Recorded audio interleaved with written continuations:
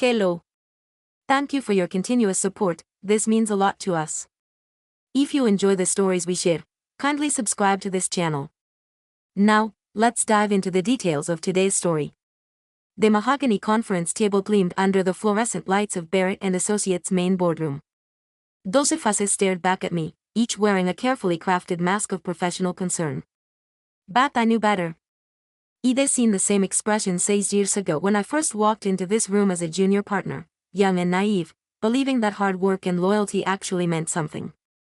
I'm Sarah Barrett. No relation to the company's founder, just a coincidence that had sparked endless jokes during my early days here. Now at 34, I was about to witness just how quickly a decade of dedication could be erased with a single vote. CEO Michael Thompson sat at the head of table, his Mont Blanc pen tapping an impatient rhythm against his leather portfolio. "Shall we begin?" he asked. Though it wasn't really a question. Nothing was a question with Michael, just carefully orchestrated moves in his endless game of corporate chess. He adjusted my blazer, a simple black arm money that cost more than my first month's salary. "Before we start, I'd like to review the quarterly numbers." Michael's smile tightened. "That won't be necessary, Sarah. We have more pressing matters to discuss." Of course, we did. Like how they planned to push me out without triggering the clause in my contract that would cost them millions in severance. Or how they'd explain to our clients that the person who'd built their trust over the past decade was suddenly pursuing other opportunities. He opened my laptop anyway, ignoring the collective sigh of irritation around the table. First quarter revenues up 42% year over year. Client retention at 98%. The highest in company history. New account acquisition exceeded targets by Sarah. Michael said, his voice sharp. "This meeting isn't about numbers." He looked up, met his gaze. "Isn't it? Because I thought that's what we did here. Focus on results. Or has that changed since last month's partnership meeting when you said, and I quote, 'Performance is everything'?" A few board members shifted uncomfortably in their chairs. They knew what was coming. They'd probably rehearsed their roles in this little coup. "The board has concerns," Michael continued, pulling out a thick folder about your management style. He almost laughed. My management style had built this firm's client portfolio from regional accounts to Fortune 500 companies. My style had transformed Barrett and Associates from a mid-tier consulting firm into an industry leader. "What concerns specifically?" he asked, though already knew. This wasn't about management style. This was about power, control, and about the fact that I'd refused to play by their unwritten rules. There'd have been complaints. Victoria Pierce, the HR director, chimed in about your aggressive approach to client retention. "Aggressive?" He raised an eyebrow. "Do you mean successful?" "Some feel you've developed inappropriately close relationships with clients," Michael added. "Creating potential risk for the firm." Now, I did laugh just once, sharp and cold. Inappropriate relationships like the kind you tried to cultivate with Margaret Chin at State Corp before she shut you down and requested to work exclusively with my team. Michael's face wrinkled. That had been a particularly embarrassing episode for him. Losing a $50 million account because he couldn't take no for an answer. "The board has voted," he said, pushing a document across the table. "Effective immediately. You're being removed from your position as managing partner of client relations." I didn't touch the paper. Instead, I pulled out my phone, opened my email, and waited. "Your access to company systems will be terminated within the hour," Victoria added, trying to sound sympathetic. "It is already." "Did any of you actually read my contract?" He interrupted, looking around the table. "The one you all signed when made me the youngest partner in firm history." Blank stares. Of course, they hadn't. They'd been too busy celebrating their brilliant move of promoting a young woman to partnership. Perfect for their diversity reports and industry press. 16.7.3.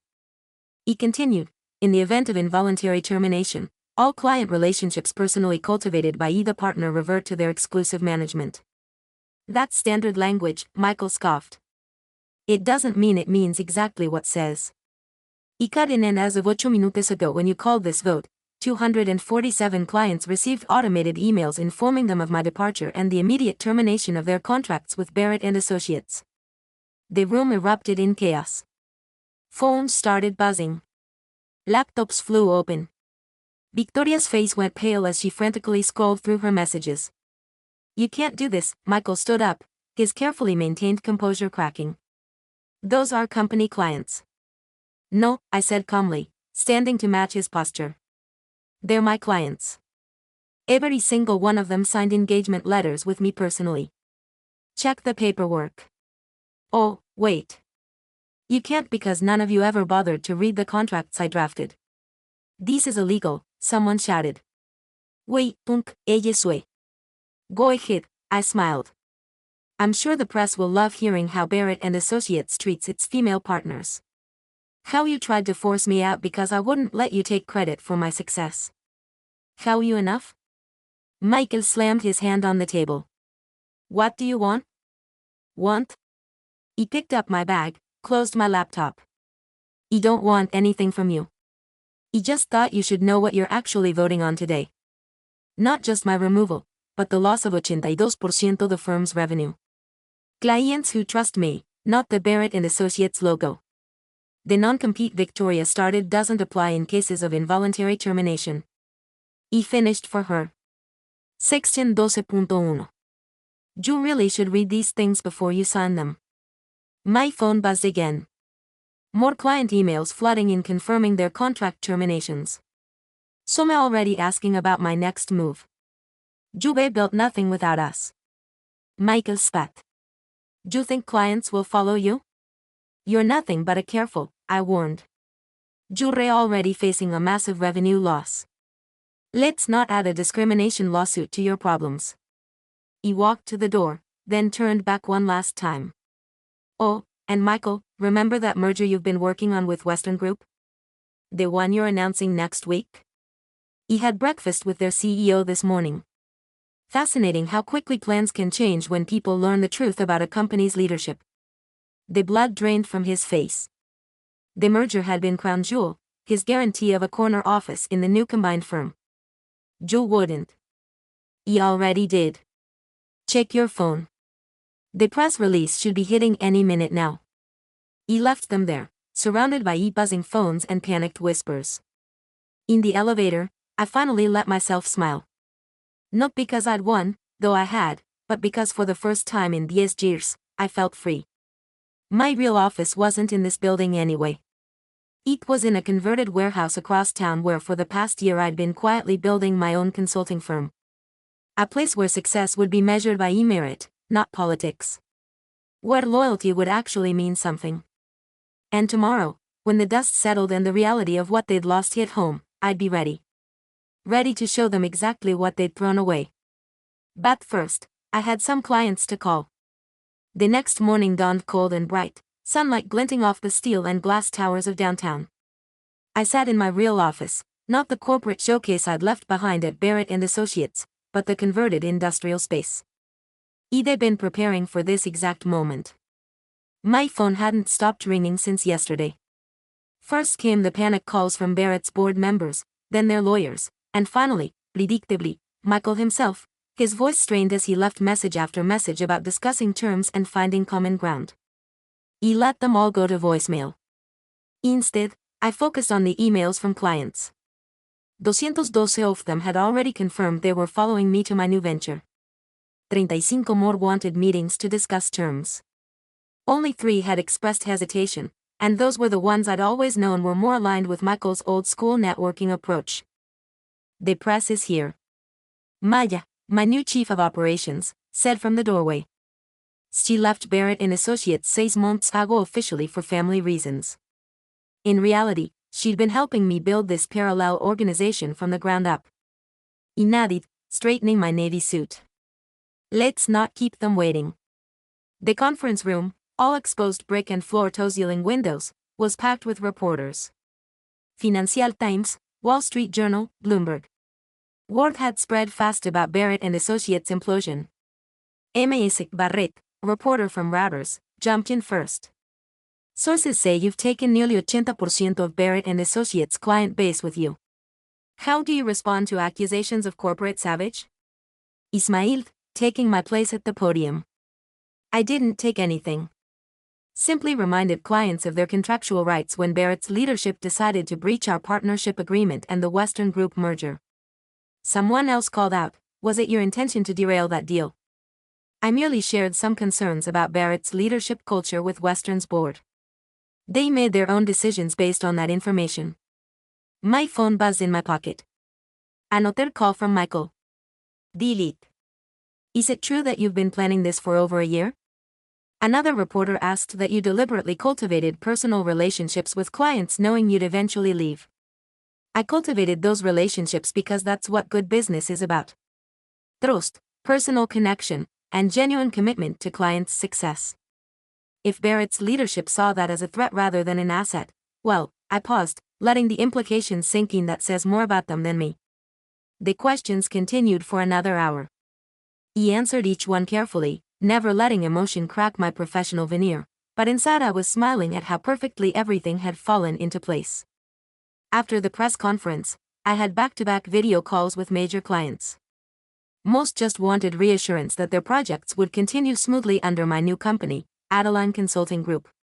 Sarah Margaret Chin from State Corp said during our call, "I have to admit, I've been waiting for this. The way they treated you, it was only a matter of time." June knew. She laughed.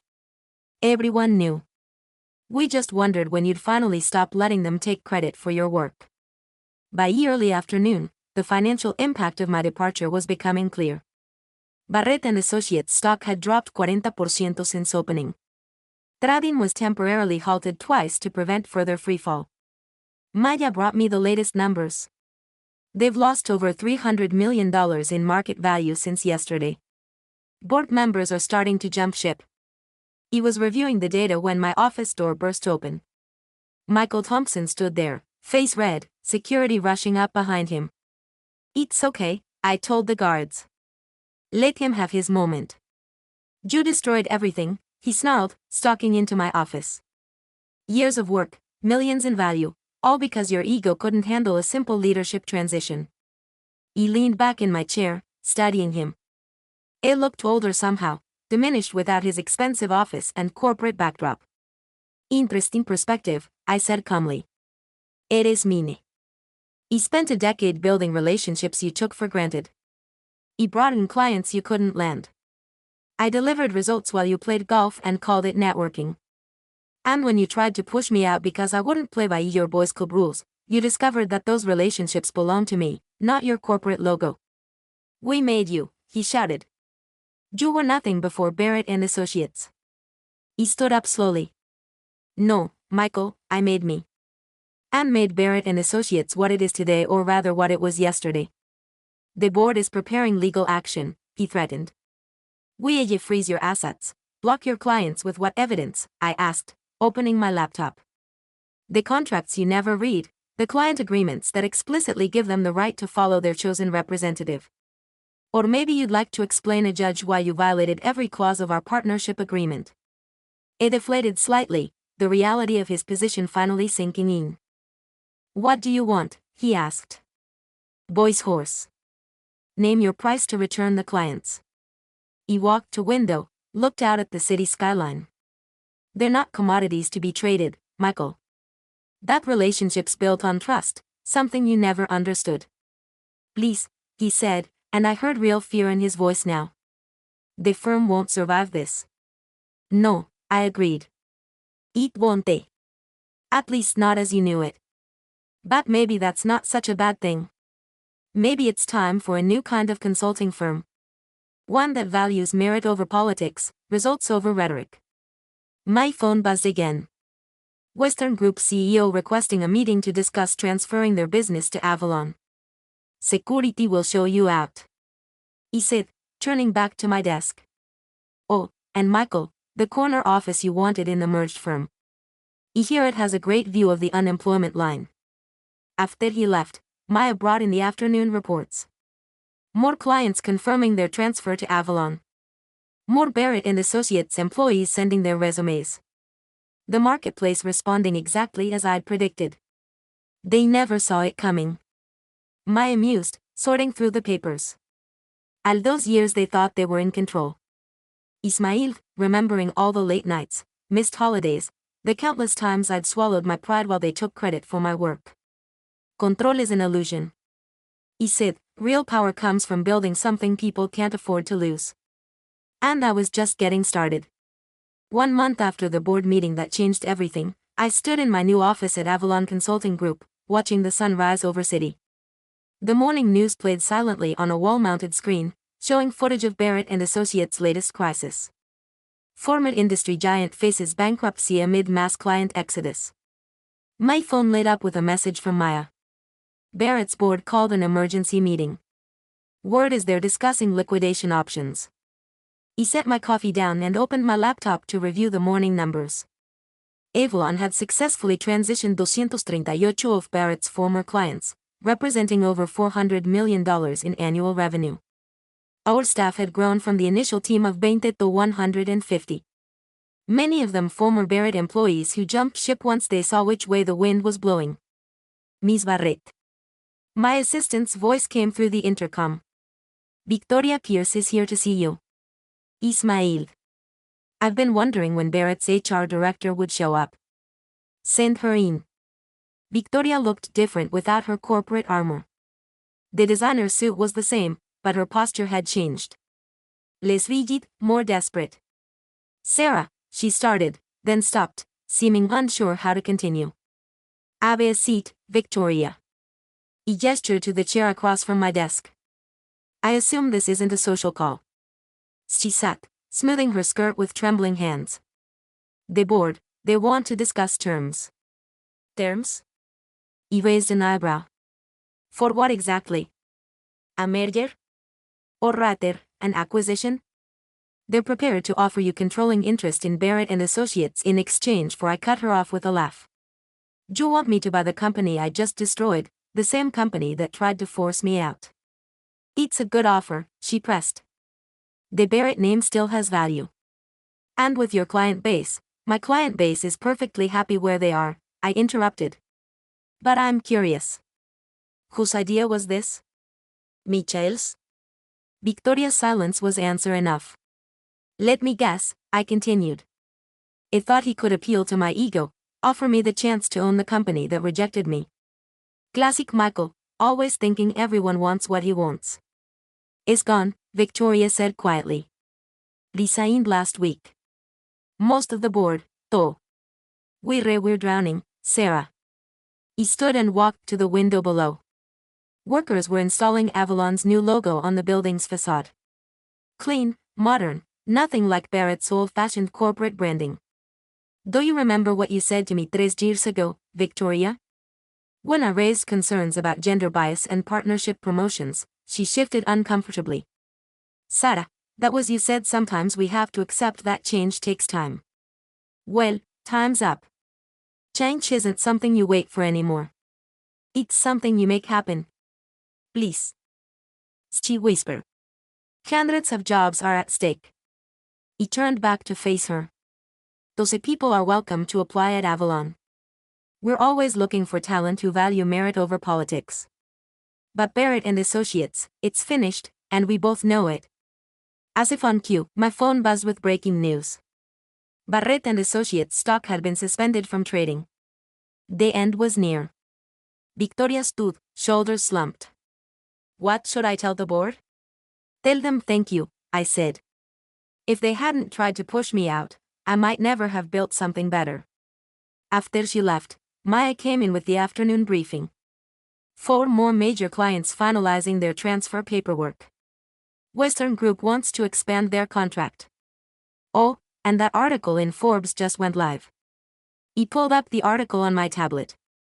The Revolution in Consulting. How Sarah Barrett Reshaped an Industry. The subtitle made me smile. Sometimes the greatest success stories start with rejection. My phone buzzed again. A message from Margaret Chin. Saw the Ford's piece. Jules started something bigger than you know. Half my CEO network is reviewing their consulting contracts, asking questions about diversity and leadership. Jules scared them all. Good. He thought they should be scared. Later that evening, as I was preparing to leave, Maya brought in one final document. "Do you want to see this?" It was an email from Michael Thompson forwarded by one of our former colleagues. In it, he tried to explain to Barrett's remaining board members how he'd mishandled the situation with me, how he'd underestimated the importance of client relationships, how he'd failed to recognize the changing nature of industry. "Too little, too late," Maya commented. "No," I said, reading through his desperate attempts at self-justification. "It's exactly on time. This is what accountability looks like." The next morning, I called an all-hands meeting. Our new office space, 3 floors of the city's most prestigious business address, was packed with employees, many of them former Barrett staff who chosen to follow me. 1 month ago, I began. We set out to build something different. Not just a consulting firm, but a new way of doing business. Where talent matters more than tenure. Where relationships mean more than rankings. Where innovation isn't just a buzzword, but way of life. I paused, looking out at the faces before me. Young analysts who'd never have gotten a chance at Barrett. Experienced consultants who had been passed over for promotion because they didn't fit the traditional mold.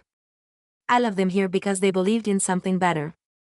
Yesterday, Barrett and Associates announced they're filing for Chapter 11 bankruptcy. Some will call this a tragedy. Others will call it justice. I call it evolution. The old way of doing business where power was hoarded by a select few. Where success depended more on who you knew than what could do. That way is dying and rebuilding what comes next. The room erupted in applause. I raised my hand for silence. But this isn't about revenge. It's about revolution. About showing the world that success doesn't have to come at the expense of ethics. That power doesn't have to corrupt. That the future belongs to those who build it, not who inherit it. My phone buzzed. Another client signing on. Another victory in the quiet revolution we started. So yes, celebrate today, but tomorrow we get back to work because we're not just running a company. We're changing an industry and we're just getting started. That evening, as the city lights began to twinkle on, I stood in my office one last time, thinking about the journey that had brought me here, about the board meeting that had meant to end my career, but had instead launched something new, about the lessons learned and the battles won. My phone buzzed with a final message for the day: news alert. Barrett and Associates to cease operations after 45 years. Below it, a quote from an industry analyst. This marks the end of an era in consulting and the beginning of something new. Ismail turned off my office lights and headed home. Tomorrow would bring new challenges, new opportunities, new chances to prove that success doesn't always look like what people expect. Sometimes it looks like a woman walking out of a board meeting with nothing but her dignity and a client list. Sometimes it looks like revolution. Sometimes it looks like me.